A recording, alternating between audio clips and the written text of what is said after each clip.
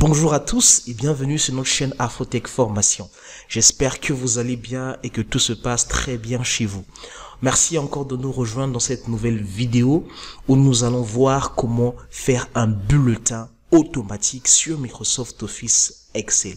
Si vous n'êtes pas encore abonné à la chaîne, abonnez-vous à la chaîne, activez la cloche de notification pour ne rater aucune de nos vidéos hebdomadaires. Aussi, partagez la vidéo autour de vous, cela vraiment nous encourage à faire plusieurs vidéos pour vous aider et pour vous emmener vraiment à avoir le niveau qu'il faut sur Excel. Vous avez été nombreux à suivre la vidéo comment créer un bulletin personnalisé sur Microsoft Office Excel. C'était une vidéo live que vous pouvez retrouver sur la chaîne, mais lors de ce live, nous avions un problème de connexion. Alors, vous avez voulu vraiment qu'on puisse répondre la vidéo de A à Z pour bien vous expliquer afin que vous puissiez encore reproduire ça chez vous. D'entrée de jeu, j'aimerais vous dire que la vidéo peut être un peu longue. Je vais prendre le temps d'expliquer afin de bien comprendre. Donc, vous pouvez déjà prendre votre jus, prendre votre café, suivre la vidéo, faire des pauses s'il le faut, mais vous devez bien la suivre jusqu'à la fin afin de bien comprendre comment cela se passe.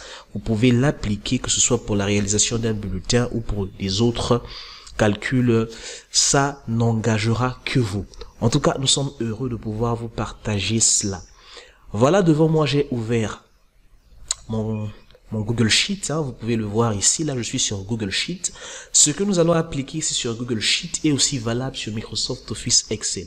Donc pour ceux qui utiliseront Excel, il n'y aura pas de problème, ce sera pratiquement la même chose. Alors on a voulu changer un peu le décor pour vous montrer que bien sûr les tableurs ont tous les mêmes principes et répondent aux mêmes principes, sauf à quelques exceptions près, d'accord? Vous allez voir qu'il y a beaucoup de choses qu'on peut faire avec Google Sheet, eh bien, qu'on ne peut pas faire avec Excel, comme des choses qu'on peut faire avec Excel, qu'on ne peut pas faire avec Google Sheet.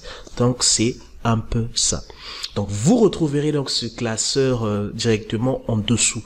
Dans la description, il va vous renvoyer vers notre site internet. Vous allez tout simplement défiler en bas pour chercher la vidéo correspondante pour télécharger les données afin que vous puissiez appliquer en même temps que nous.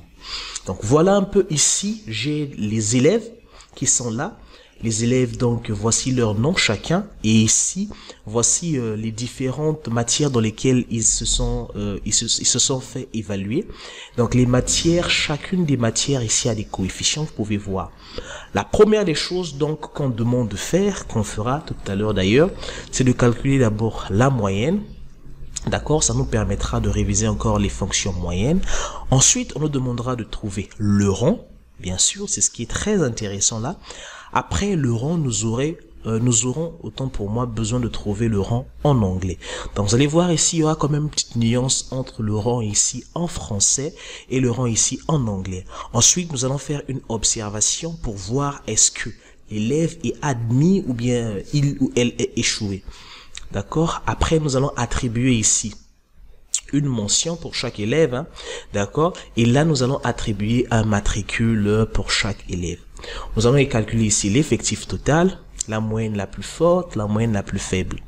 Alors, lorsque nous aurons fini de faire tout ce calcul, automatiquement, nous allons générer ici un bulletin.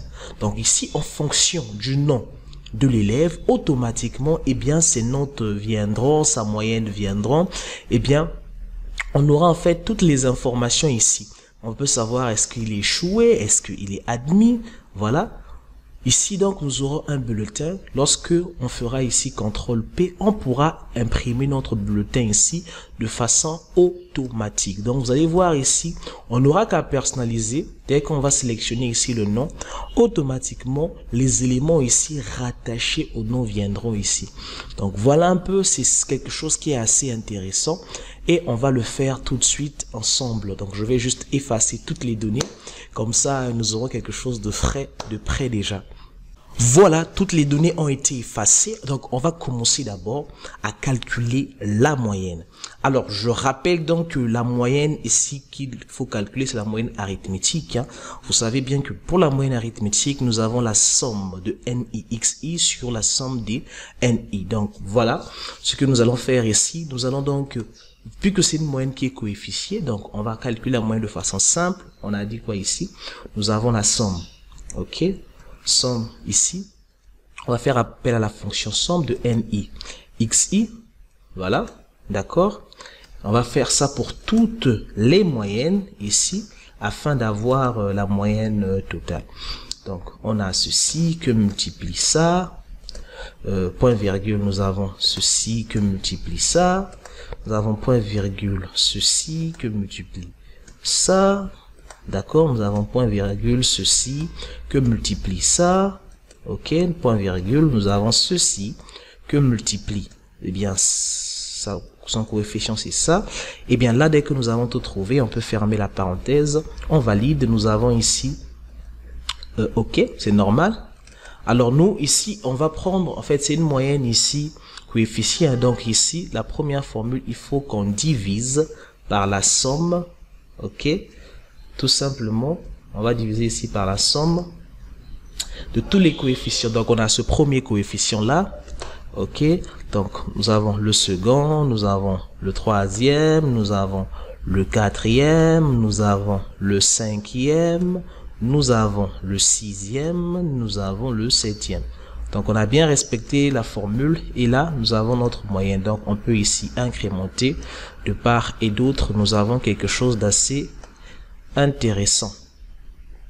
Donc voilà un peu. Donc ceci là on peut l'effacer, il n'y a pas de problème. Hein. Ok. Alors là on a trouvé la moyenne. Vous avez vu, c'est simple, hein, la formule que nous avons appliquée. Maintenant on peut passer au rang. Alors le rang, déjà, vu qu'il y a des personnes qui posent un peu cette question, j'aimerais encore être clair. Le rang se trouve en fonction de la moyenne. D'accord? Et ici sur Excel, nous avons une fonction qu'on appelle la fonction rang qui permet tout simplement de trouver ici le rang. D'autres me diront, mais pourquoi pour la moyenne, nous n'avons pas appliqué la fonction moyenne? Étant une moyenne coefficient, vous allez voir, lorsqu'on va appliquer la fonction moyenne, vous aurez le résultat, d'accord, mais qui ne sera pas ce résultat que nous avons eu.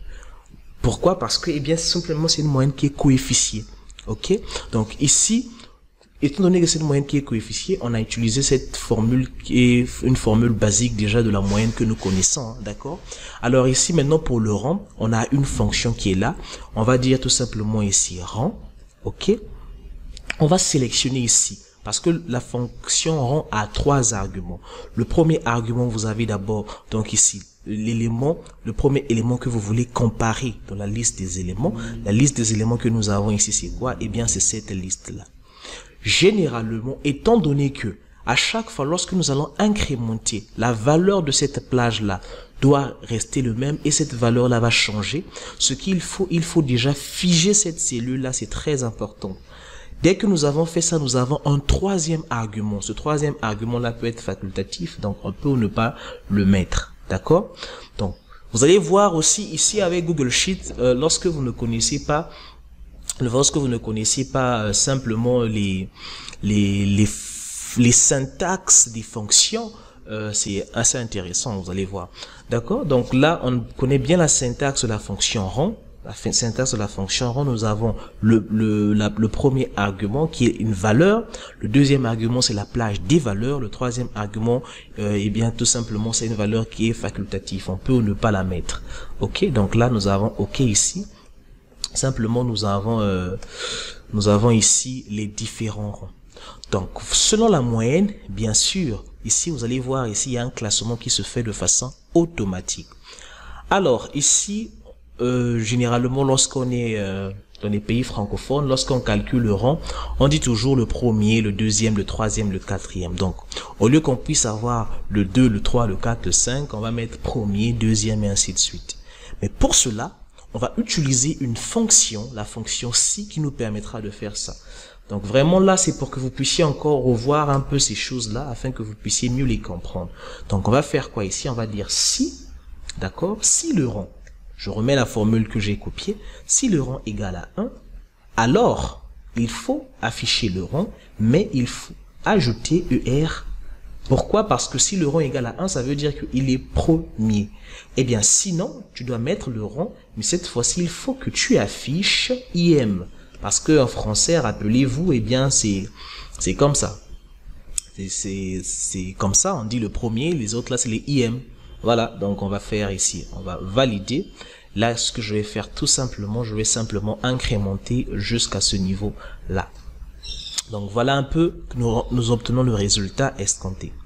Maintenant, nous avons le rang en anglais. Pour le rang en anglais, déjà, la différence qu'il y a, c'est qu'en anglais, lorsqu'on dit le premier, on dit the first. Le deuxième, on dit the second. Et le troisième, the third, the fourth. Donc voilà un peu.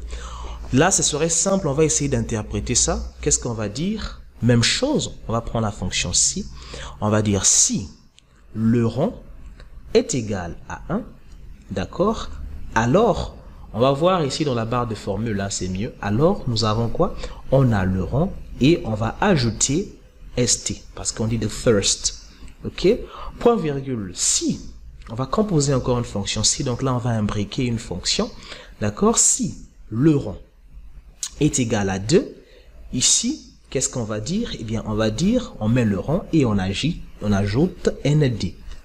D'accord? Les anglophones, corrigez-moi si c'est pas juste. Ok. Donc là, nous avons, on va continuer encore. Sinon, si, ok, le rang est égal à 3, ok, alors nous avons le 3 et on ajoute RD, the third, c'est ça, hein? Ok. Si c'est pas ça, vous me corrigez. Après, maintenant pour le reste, si je ne me trompe pas, c'est TH. Ok, donc nous avons le rang et on ajoute TH. Je pense qu'à partir de 4, il n'y a pas de problème. Alors là, c'est fait, nous allons juste fermer les parenthèses. On ferme dans la formule là, bien sûr. On va fermer ici les parenthèses, et on va voir parenthèse. On va faire non. On va tout simplement ici incrémenter. Alors l'avantage que vous avez lorsque vous utilisez Google Sheet, c'est assez intéressant parce que là, par exemple, je sais pas qu'est-ce qu'il m'a fait. Je pense que j'ai mis une parenthèse de trop. Hein. Ok. Je vais m'arrêter ici avec le TH. On va voir ce que ça donne. On va incrémenter. J'ai encore mis une parenthèse de trop. Ok, le TH. Ok, c'est normal parce que TH ici est entre parenthèses. Donc, il faut que ce soit comme ça. Ok. Là, tout est bien. Alors ici, vous avez vu, hein, on a mis les rangs maintenant en anglais, tout simplement en utilisant la fonction si que nous avons imbriquée, d'accord, et en utilisant la fonction rang. Donc on a combiné ces deux fonctions-là pour avoir simplement ici le rang. Qu'en est-il de observation? Ça serait simple. Une personne, l'étudiant ou l'élève est échoué lorsque sa moyenne est inférieure à 10. C'est logique, hein. Donc on a si la moyenne elle est là, est inférieure à 10. Bien, alors on va dire échoué, ok, échoué, voilà, je sais pas trop, échoué, ok, sinon, eh bien, elle est admise ou admise, hein, si vous voulez, admis, elle est admise, ok, ça va dépendre du sexe ici simplement de l'élève, ok, donc là, vous pouvez voir ici, la première personne, elle est admise. Je sais pas si c'est une fille ou bien un garçon, mais bon, on l'a pas précisé. Ici aussi, ça pouvait être intéressant de d'ajouter ici le sexe, hein, et puis de conditionner ça aussi en fonction du sexe. C'est-à-dire, si l'élève est de sexe féminin, automatiquement ici, ça serait admise. D'accord? Donc, ou bien s'il est de sexe masculin, c'est admis. Vous pouvez aussi faire ça pour que vraiment le résultat soit impeccable. C'est possible. Mais sinon ici, en fonction des moyennes des élèves, des étudiants, vous allez voir ici, simplement, on a pu trouver ici, est-ce qu'ils sont admis, est-ce qu'ils sont échoués. Donc, voilà. Dites-moi en commentaire si vous avez une autre technique pour trouver ce genre de résultat. Ça serait intéressant et bien d'avoir votre avis. Alors pour la mention, voilà, pour la mention, c'est la partie qui est la plus intéressante parce que on va essayer de prendre ici, on va essayer d'attribuer une mention en fonction d'un intervalle de moyenne. C'est-à-dire, on va se dire par exemple ici, toujours avec la fonction si. D'accord? N'oubliez pas que la fonction si est une fonction très puissante sur Excel. Donc, lorsque vous ne la connaissez pas, d'ailleurs, pas seulement sur Excel, sur les tableurs. En plus, ça va encore plus loin, même en programmation de façon générale. Elle est très intéressante. Donc, il faut vraiment la maîtriser, la manipuler pour mieux vraiment vous en sortir face à des situations qui sont très complexes. Donc, pour notre cas ici, qu'est-ce que nous avons? On va dire ceci: si la moyenne est inférieure à 10, automatiquement, eh bien, la mention doit être médiocre. Ok? Médiocre. Par contre, si, là on compose un si, mais nous là on va faire un intervalle et on va utiliser un opérateur, un et. Alors et ici, qu'est-ce qui va nous permettre de faire? Tout simplement, doucement là, c'est pas P1, par contre c'est P2, la deuxième moyenne, d'accord? Ici, et qu'est-ce qui va nous permettre de faire? Eh bien, et ici, on va faire ceci, on va dire si la moyenne par contre, elle est comprise entre 10 et 12, alors, donc, entre 10 et 12, hein, doucement, il faut que je fasse ça. Ok, entre 10 et 12. D'accord? Alors là, vous allez voir ici, j'ai fait ici un intervalle. C'est-à-dire que la moyenne doit être dans cet intervalle-là, fermé à 10, ouvert à 12. Alors, si c'est le cas, ça répond le cas, on va dire, eh bien, la mention doit être passable. D'accord? La mention doit être passable. Sinon, si, eh bien, la moyenne, donc on va dire et, la moyenne, nous sommes là, est comprise entre, là maintenant nous allons fermer 12 et, on va encore cliquer, et ici on va dire 14, 14 est exclu. Alors qu'est-ce qu'on va dire? On va d'abord fermer, on va dire que cette personne a une mention, eh bien, assez bien.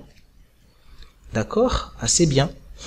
Voilà. Alors sinon, si, tout simplement, ici, nous avons encore et. Donc là, maintenant, on va prendre la moyenne, toujours. Elle est comprise, maintenant, cette fois-ci, entre 14 et, on va dire, par exemple, 16. Hein? OK? On va dire donc que cette personne-là est, voilà, 14 et 16, on va dire que c'est assez bien. Non, on va dire que c'est bien. D'accord? Eh bien, qu'est-ce qu'on va dire? On va dire maintenant si. Et la moyenne, on va prendre la moyenne est comprise entre 16, d'accord, entre 16 et, on va dire ici la moyenne comprise entre 16 et 18. Alors qu'est-ce qu'on peut faire comme commentaire? On peut faire par exemple très bien, d'accord, très bien, ok. Très bien, donc on va fermer comme ceci. Et bien sinon, sinon dans le cas contraire, eh bien on va dire par exemple si, hein, si vous voulez, hein, la moyenne, on va dire si la moyenne est supérieure à 18, supérieure ou égale, d'accord, à 18, alors c'est excellent. Excellent. Voilà. Donc là, c'est excellent. Bien. Sinon, eh bien, on peut faire ceci. Alors là, vous n'êtes vraiment pas obligé de faire ça parce que déjà, si le cas contraire aussi peut vous renvoyer directement à excellent. Donc ça, on peut déjà enlever ça. Ça va rien représenter. En toutes les façons, on a déjà interprété ça de l'autre côté. Donc là, je peux venir pour fermer. Ici, là, je dois me rassurer que là, j'ai pas sélectionné P12. Il faut que je le fasse. P12 est inférieur hein, à 16, ok, ça doit être bien fait, comme ceci. Donc là, je ferme une fois, je ferme deux fois, je ferme trois fois, je ferme quatre fois, et là, j'ai quelque chose d'assez intéressant. Je vais faire ça, je vais tout simplement incrémenter. Vous allez voir automatiquement, en fonction de leur moyenne, et bien ici, ils vont recevoir tous une mention bien spécifique. Alors, qu'en est-il du matricule? Le matricule, c'est assez simple, hein. On va dire qu'on va former le matricule ici, en prenant la fonction gauche qui va nous permettre de récupérer des caractères de la gauche vers la droite. On va dire par exemple gauche, on va sélectionner le premier nom, c'est celui-ci, d'accord, et on va dire qu'on va exclure par exemple 2, d'accord, 2 caractères. Déjà, si on exclut 2 caractères, ça fait BO. On va dire qu'on va ajouter à ça là l'année, hein, l'année d'aujourd'hui, bien sûr. Aujourd'hui, on va prendre l'année d'aujourd'hui, ok, et on va dire que à cela on va ajouter le numéro auquel il occupe dans cette dans cette ligne, d'accord. Donc on va dire ici ligne, voilà, on va faire comme ça. Alors nous sommes ici, ces deux premiers caractères c'est BO de son nom bien sûr parce qu'il s'appelle Bonto Bienvenue, 2023 pour l'année que nous sommes ici là. Après ici nous avons 2, d'accord, qui représente le numéro donc de ligne. Donc par exemple ça c'est quand même quelque chose de bien. Ici au niveau de l'année je vais composer la fonction droite, ça sera bien quand même, ok. J'ai la fonction droite ici au niveau de aujourd'hui, donc je vais prendre droite aujourd'hui. Là c'est année de aujourd'hui, donc j'ai ça, point virgule, je vais dire 2 caractères après droite, ok. Voilà, comme ça j'aurai juste l'année, ça fait 23. Donc là si j'incrémente, j'ai quelque chose d'assez intéressant. Donc voilà un peu, vous avez vu hein, comment c'est. Pour le classeur, n'hésitez surtout pas, dans la description, vous allez voir le lien pour le télécharger. Effectif total, on va dire ici NB val, d'accord. On va sélectionner même ceci, d'accord. On va trouver l'effectif total. La plus forte moyenne, on sait déjà que c'est la fonction max qui va renvoyer à ça, ok. Donc max de la plus forte moyenne, on va sélectionner donc les moyennes comme ceci. Et pour la plus faible, on sait que c'est la fonction min qui va nous permettre de sélectionner cela. Donc ça fait min. Ici, on a cette fonction. OK. Bien. Là, une fois que nous avons trouvé tous nos éléments ici, on va revenir simplement dans le bulletin ici pour insérer ici donc les différents éléments.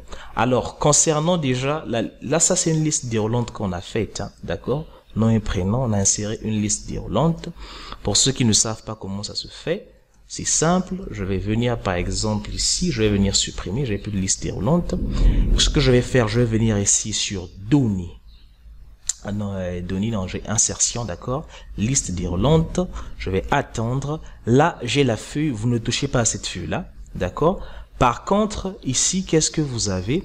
Eh bien, vous avez un menu déroulant, vous avez ici, par exemple, les différentes options, vous avez des options avancées, et ainsi de suite. Alors, nous, qu'est-ce que nous allons faire ici? On va prendre le menu déroulant depuis une plage, c'est normal, d'accord? On va venir sélectionner ici, depuis la plage, on va prendre cette plage-là, doucement, on va prendre cette plage-là, voilà.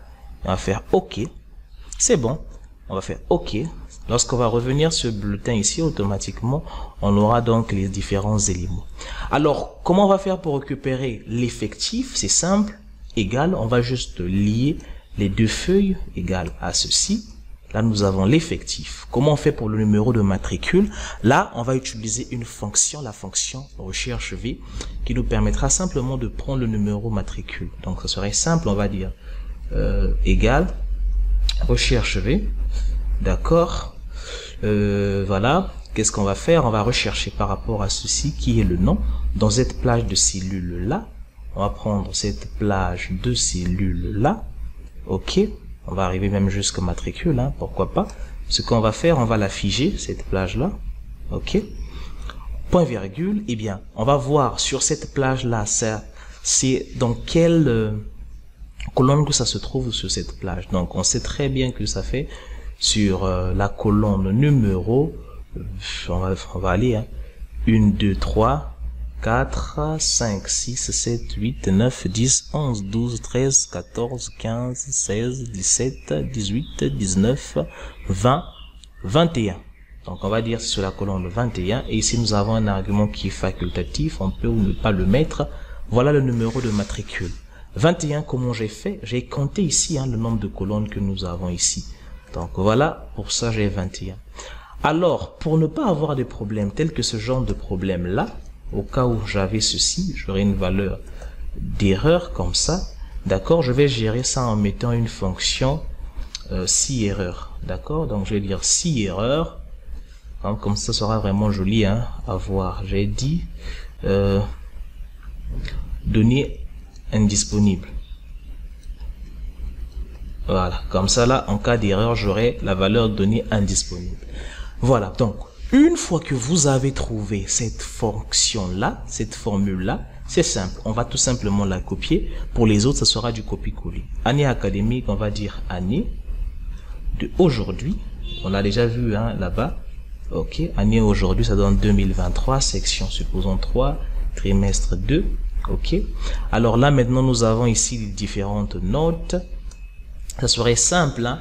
Les différentes notes ici, on va coller cette formule là. Pour la première note qu'il avait en français, donc on sait que le français c'est, ça commence ici, hein, d'accord?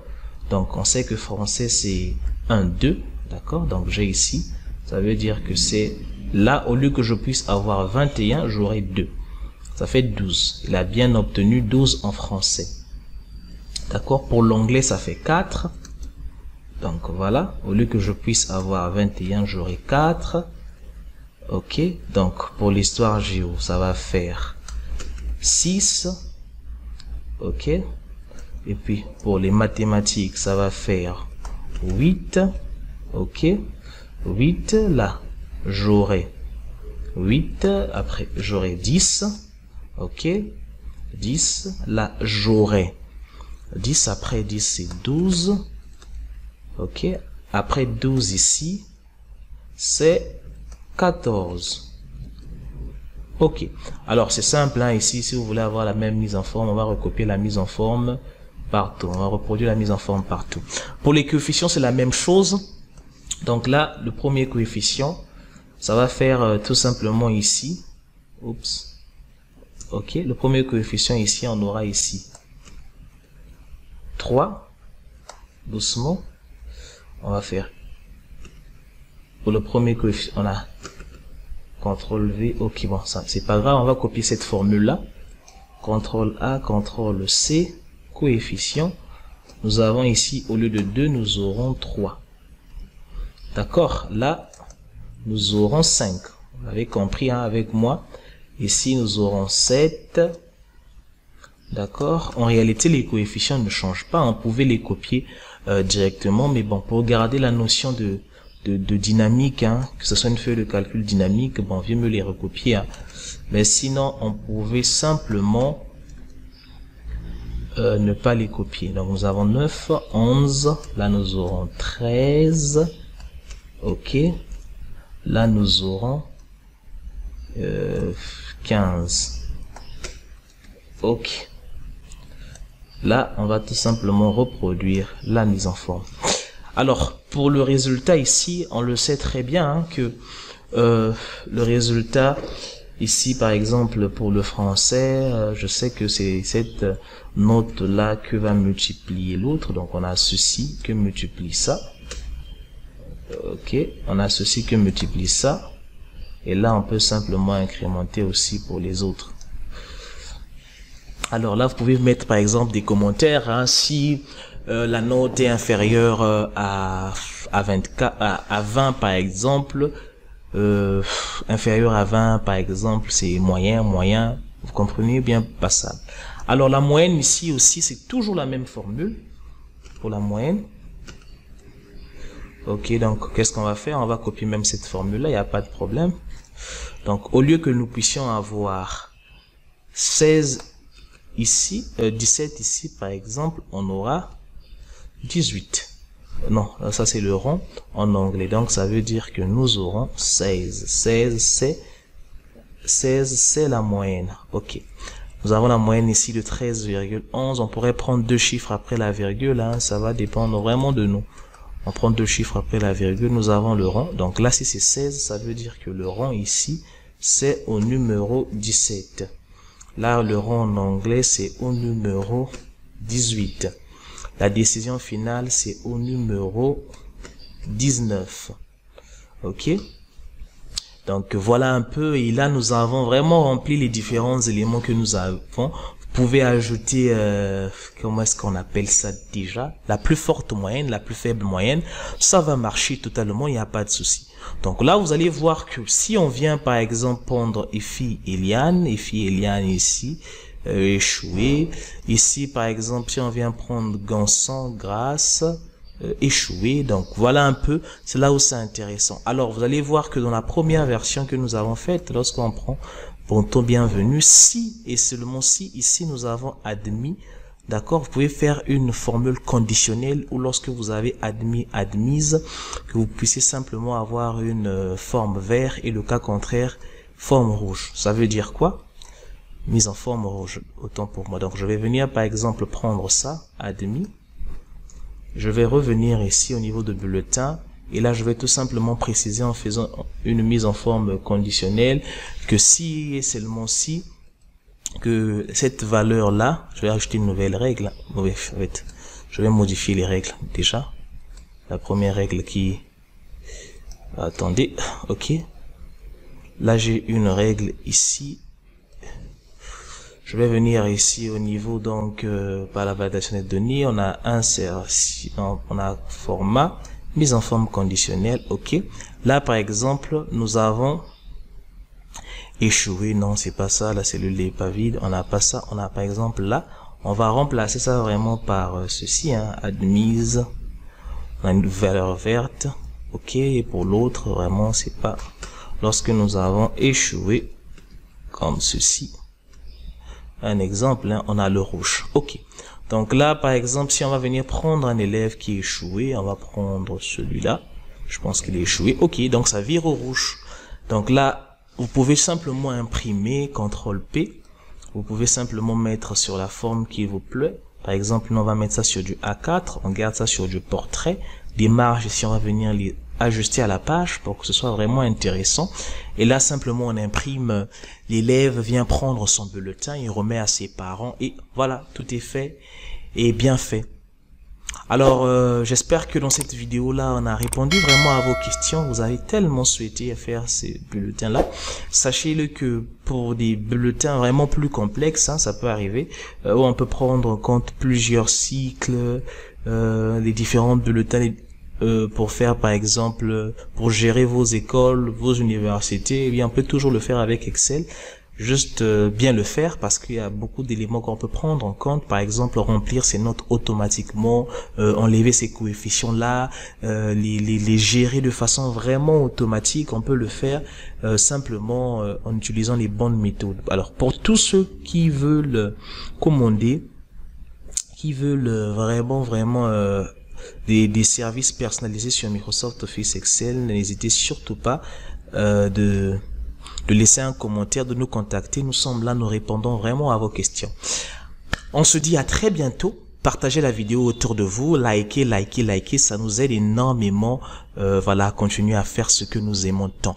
Partagez autour de vous. On se dit à très bientôt sur Afrotech Formation. Merci.